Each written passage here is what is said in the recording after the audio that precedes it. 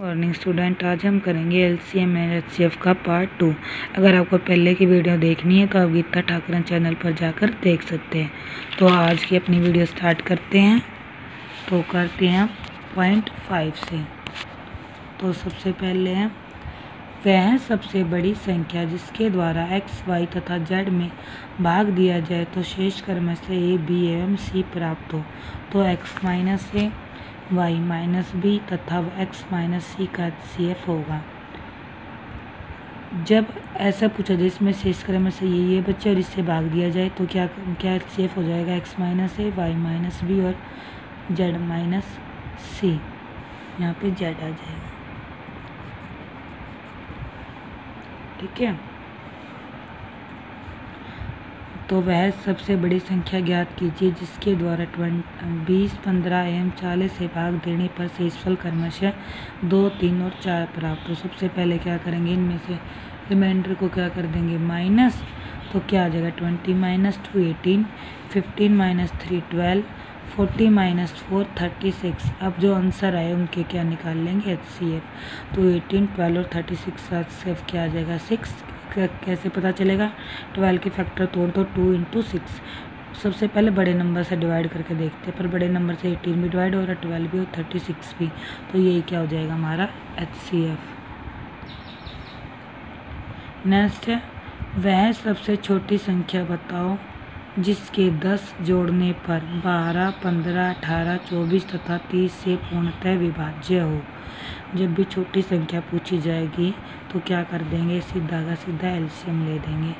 तो 12, 15, 18, 24 और 30 का एलसीएम क्या आ जाएगा 360। आप फैक्टराइजेशन मेथड से भी कर सकते हैं।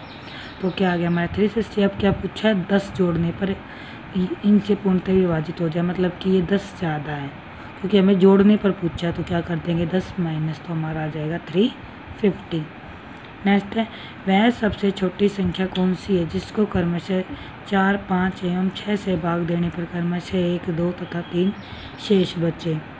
तो क्या करेंगे, सबसे पहले रिमाइंडर को माइनस करके देख लेंगे। 4 माइनस 1 3, 5 माइनस 2 3, 6 माइनस 3 3।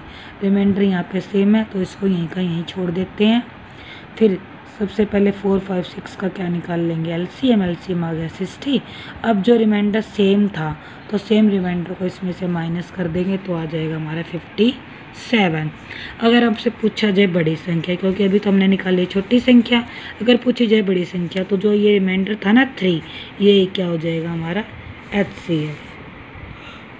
नेक्स्ट है वह सबसे छोटी पूर्ण वर्ग संख्या कौन सी है जो 12, 15, 20 से पूर्णतः विभाजित हो। छोटी पूछी है तो सबसे पहले फैक्टराइजेशन मेथड से हम एलसीएम निकालेंगे। एलसीएम आ गया हमारा 2 × 2 × 3 × 5 60। परंतु 60 क्या पूर्ण वर्ग संख्या नहीं है जो कि क्वेश्चन में पूछी गई है। तो इसको पूर्ण वर्ग बनाने के लिए देखते पहले इसकी फैक्टर क्या क्या। देखो 2 और 2 तो 2 बारी है, परंतु 3 और 5 क्या है, 1 बारी। तो हम इन दोनों को भी एक बारी और मल्टीप्लाई कर लेंगे जिससे 3 का भी स्क्वायर बन जाएगा और 5 का भी स्क्वायर बन जाएगा। तो 60 को हम 15 से और मल्टीप्लाई कर देंगे तो हमारी पूर्ण वर्ग संख्या आ जाएगी जो क्या आई है 900। 900 किसका स्क्वायर है 30 का। तो क्या है वह सबसे छोटी पूर्ण वर्ग संख्या कौन सी है 900। नेक्स्ट है एचसीएफ का पता लगाना कि हम शॉर्टकट मेथड से एचसीएफ कैसे पता लगाएंगे। तो 5 और 10 है तो सबसे पहले इनका डिफरेंस देखेंगे। डिफरेंस क्या है 5। अगर डिफरेंस इन दोनों को डिवाइड कर रहा है तो वही क्या हो जाएगा एचसीएफ। तो डिफरेंस कितना है 5, और 5 इन दोनों को डिवाइड कर रहा है तो एचसीएफ क्या हो गया हमारा 5। नेक्स्ट देखते हैं 42, 70, 98 का एचसीएफ बताइए। तो सबसे पहले डिफरेंस लेंगे। डिफरेंस क्या है 70 माइनस 42 28, 98 माइनस 70 तो 28।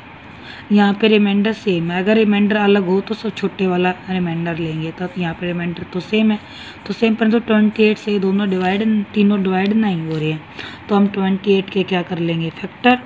तो फैक्टर क्या हो जाएंगे 28 4 × 7। तो सबसे पहले बड़े नंबर से डिवाइड करके देखें तो बड़ा नंबर क्या है 7। 7 6 जा 7, 10 जा 14, 7 जा 9। तो 7 तीनों को डिवाइड कर रहा है तो एचसीएफ क्या हो जाएगा 7। 16 वह सबसे बड़ी संख्या कौन सी है जिससे 528, 756 तथा 1008 पूर्णतः विभाज्य हों। तो ऐसे में सबसे पहले इनका रिमाइंडर निकालेंगे। 756 माइनस 528, 1008 माइनस 756, तो रिमाइंडर आ गया हमारा 228 और आ गया 252। तो मैंने बताया था कि सबसे पहले छोटा रिमाइंडर लेना, तो छोटा रिमाइंडर क्या है 228। इसके फैक्टर किए 2 × 114, परंतु 114 तीनों को डिवाइड नहीं कर रहा और 2 से कुछ बड़ा भी है जो इनको डिवाइड कर रहा है, तो हम इसके और आगे फैक्टर करेंगे। जब तक इनके फैक्टर हो रहे हैं तो फैक्टर भी करेंगे और डिवाइड भी करेंगे। तो जो सबसे छोटा फैक्टर होगा जो इनको डिवाइड कर ले, जो सबसे बड़ा होगा जो इनको डिवाइड कर लेगा वही क्या होगा, उसका HCF। फिर हमने 114 को डिवाइड फैक्टर किए तो आ गया 2 × 57, पर 57 भी इनको डिवाइड नहीं कर रहा है और 57 के आगे फैक्टर भी हो रहे, तो हमने किया 3 × 19, पर तो 19 भी इनको डिवाइड नहीं कर रहा है और आगे इनके फैक्टर नहीं हो रही है।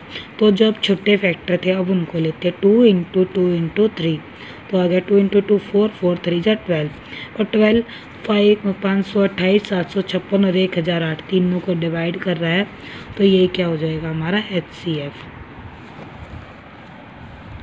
नेक्स्ट है 12 की पावर 15 तथा 18 की पावर 16 का HCF क्या होगा। तो 12 के हमने फैक्टर कर लिए 2 × 2 × 3 की पावर 15, 18 के कर लिए 3 × 2 × 3 की पावर 16। यहाँ पे देखो 2 की पावर 2 है और 3 हमने अलग लिख लिया। यहाँ पे 3 की पावर 2 है, 2 को अलग लिख लिया। अब इनको 8 बाहर निकाल लेते हैं। 2 की 2 × 15, 15 2 जा 30, तो 2 की पावर आ गई 30 और 3 की पावर 15। यहाँ पे भी 3 की पावर 2 × 16, तो क्या आ गई 3 की पावर आ गई 32 आएगा यहाँ पे।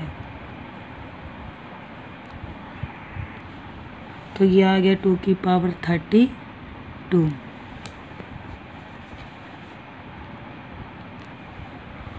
ठीक है, 2 की पावर 16। ठीक है, तो HCF क्या होगा, जो स्मॉलेस्ट पावर है, स्मॉलेस्ट पावर तो 30 है, 2 की पावर 16, तो स्मॉलेस्ट है 2 की पावर 16 और 3 की पावर 15, तो इन दोनों को मल्टीप्लाई किया तो HCF क्या आ गया 2 की पावर 16 × 3 की पावर 15। स्मॉल पावर को लेंगे और LCM निकालेंगे तो बिगेस्ट पावर को लेंगे।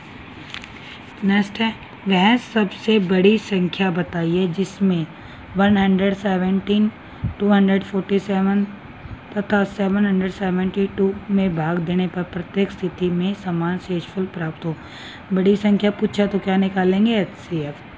तो रिमाइंडर निकालेंगे पहले 247 माइनस 177 70, 772 माइनस 247 525, 772 माइनस 177, तो आ गया हमारा 595। सबसे छोटा रिमाइंडर लेंगे, सबसे छोटा क्या है 70 के फैक्टर कर लिए 2 × 35, तो सबसे पहले बड़े फैक्टर से डिवाइड करके देखेंगे। तो जो 35 है ये 117 को भी डिवाइड कर रहा है, 247 को भी डिवाइड कर रहा है, जो 35 है वह 70, 525 और 595 को तीनों को डिवाइड कर रहा है। तो HCF क्या आ जाएगा 35। और 35 वो नंबर होगा जो 177, 247 तथा 772 में भाग देने पर प्रत्येक स्थिति में क्या रहेगा समान शेषफल। करके देखते 35 को जब हम इससे डिवाइड करते हैं 177 से, तो हमारा आ जाएगा 3 से करें 3 5 जा 15, 5 से 5 5 जा 25, 2 5 3 जा 15 और 2 7, तो 2 रिमाइंडर। इसको डिवाइड करेंगे जब भी 2 रिमाइंडर आएगा, इसको डिवाइड करेंगे जब भी 2 रिमाइंडर आएगा। ठीक, तो 35 वो संख्या है जो तीनों को डिवाइड करने पर क्या होगा समान शेषफल रहेगा। 3 अलग अलग रास्तों की क्रॉसिंग पर ट्रैफिक की गति क्रमशः 48, 72 तथा 108 सेकंड में बदलती है। यदि वह 8, 20 बजे एक साथ बदलती है तो फिर एक साथ कब बदलेगी। तो हम इन तीनों का क्या निकाल लेंगे LCM निकाला तो हमारा आ गया 432 सेकंड। सेकंड को मिनट में बदल के लिए हम 60 से कर देंगे डिवाइड, तो आ गया 7 मिनट।